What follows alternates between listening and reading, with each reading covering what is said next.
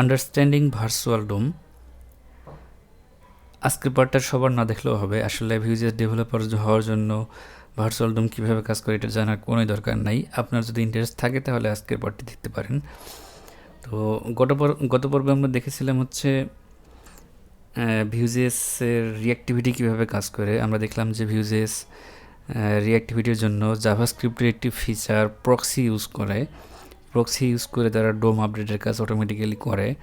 তো আমরা যদি রিঅ্যাক্টিভ ডাটা প্রক্সি ইউজ করে শুধুমাত্র এটা ইউজ করে ডোম আপডেটের কাজ করতাম তাহলে একটি পারফরমেন্স ইস্যু আসতো। সেটা কেমন? সেটা ধরেন হচ্ছে আমাদের ডেটার মধ্যে স্কিলস নামে একটি অ্যারে আছে যার 3টা আইটেম আছে। এটাকে আমরা ডোমের মধ্যে এইভাবে রেন্ডার করেছি। এখানে ইউএলের মধ্যে এলআই দিয়ে ভিফর লুপ দিয়ে আমরা স্কিলের নেমটাকে দেখাইছি এবং এক্সপিরিয়েন্স পাশে দেখাইছি। এটার আউটপুটটা ডোমে আসছে হচ্ছে এরকম ডান পাশে যেটা আছে। এখন যদি আমরা নতুন কোনো স্কিল এখানে পুশ করি তাহলে আমাদের কি হবে? আমাদের কিন্তু প্রক্সি দিয়ে আমরা চেক করতে পারি যে এই স্কিল ডাটা চেঞ্জ হচ্ছে কিনা। যখনই চেঞ্জ হবে, চেঞ্জ হলে নতুন আইটেম হলো, আমরা কিন্তু অটোমেটিক্যালি সেই আইটেমগুলো এখানে আপডেট করে দিতে পারি। অর্থাৎ আমাদের এখানে একটি নতুন স্কিল অ্যাড হলে আমরা 4টা এলিমেন্টের একটি নতুন স্কিল পাচ্ছি। সেই 4টা আইটেমকে আমরা এখানে আপডেট করে দিয়ে আসতে পারি। তাহলে নতুন একটি আইটেম অ্যাড হওয়ার জন্য আমাদের কিন্তু এখানে 4টা আইটেমে আপডেট হয়ে যাবে শুধুমাত্র প্রক্সি ইউজ করে এটা করলে। কিন্তু এটা যদি আমরা একটু চেক করি, আমাদের এখানে পার্ট 12-এ এই কোডটা লেখা আছে। এখানে দেখেন আমরা একটু রিলোড করে নিচ্ছি। এখানে দেখেন এলআইয়ের মধ্যে প্যারাগ্রাফ, এলআইয়ের মধ্যে একটা প্যারাগ্রাফ, এটা হচ্ছে ডোমে এরকম আউটপুট আছে। তো আমরা যদি এখন একটা নতুন স্কিল এখানে অ্যাড করি, ধরেন আমি এখানে পিএইচপি অ্যাড করতেছি, তাহলে কিন্তু দেখেন ডান পাশে শুধুমাত্র এইখানে ফ্ল্যাশ করতেছে। অর্থাৎ আমাদের এই আগের এলিমেন্টগুলো কিন্তু আপডেট হচ্ছে না, শুধুমাত্র যেটা নতুন করে এখানে অ্যাড হলো সেটা এখানে আপডেট হচ্ছে। তার মানে কি দাঁড়ালো? এই রিঅ্যাক্টিভিটি শুধুমাত্র প্রক্সি ইউজ করে ভিউজেস করে না। তো ভিউজেস এখানে কি করে? ভিউজেস এটার জন্য একটি কনসেপ্ট ইউজ করে, সেটা হচ্ছে ডিফ অ্যালগোরিদম। এই ডিফ অ্যালগোরিদম দিয়ে কী করে? সে হচ্ছে আমরা যেই কারেন্টলি ডোমে যে ভ্যালুটা আছে সেটা চেক করে এবং আপডেট হওয়ার পরে যে আমাদের ডোমে কি হবে সেটা একটি ভার্চুয়ালি কম্পাইল মানে জেনারেট করে সেটা চেক করে দেখে যে যে কারেন্টলি যে ডোমে যেটা আছে এবং আমাদের আপডেট হওয়ার পর যে ডোম যেটা হবে এই দুটোর মধ্যে পার্থক্য কী। যেটুকু পার্থক্য ডোমের মধ্যে শুধু সেইটুকু আপডেট করে দিয়ে আসবে। তো এই কাজটা করার জন্য যদি ভিউজেস রিয়েল ডোমে কী আছে সেখান থেকে রিড করে চেক করতো যে রিয়েল ডোমে কারেন্টলি এটা আছে এবং ডাটা চেঞ্জ হলে আমাদের ডোম এরকম হবে, দুটোর মধ্যে পার্থক্য কী সেটুকু আমরা আপডেট করে দিয়ে আসবো, তাহলে কিন্তু এই কাজটা হতো। কিন্তু এখানে কিন্তু আমাদের এই রিয়েল ডোম থেকে জাভাস্ক্রিপ্ট দিয়ে রিড করা একটু টাইম কনজিউমিং ব্যাপার,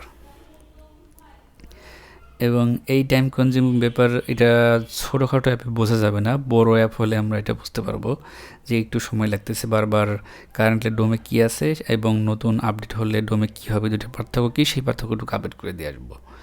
তো এইটা চেক করা, জাভাস্ক্রিপ্ট দিয়ে রিড করা একটু টাইম কনজিউমিং। এই জন্য জাভাস্ক্রিপ্ট এখানে ভিউজেস এখানে একটি ভার্চুয়াল ডোম একটি কনসেপ্ট ইউজ করে।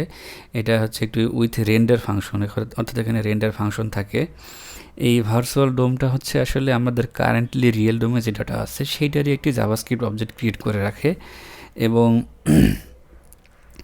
সেই জাভাস্ক্রিপ্ট অবজেক্টের সাথে কম্পেয়ার যদি আমরা করি তাহলে এটা অনেক ফাস্ট করতে পারি।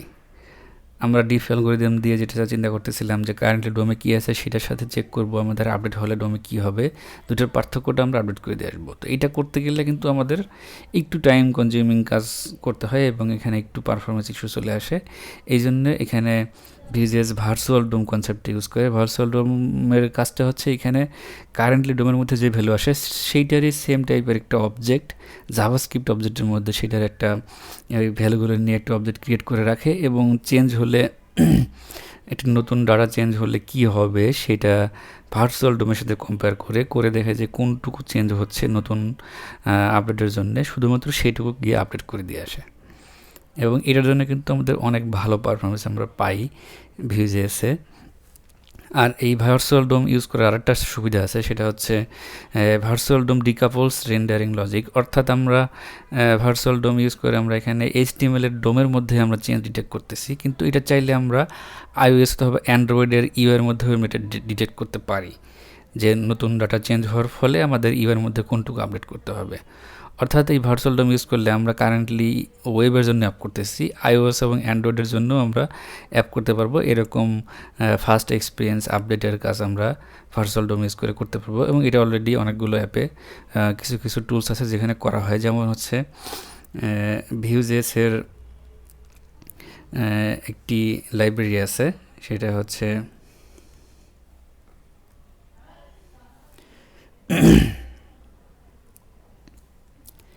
নেটিভ স্ক্রিপ্ট ভিউটা হচ্ছে Vue.js দিয়ে একটি মানে web Android app iOS app create করার একটি প্ল্যাটফর্ম। সেটা আপনারা চাইলে দেখে আসতে পারেন। সেখানে এই ভার্চুয়াল ডোম ইউজ করে আপডেটের কাজগুলো করা হয়।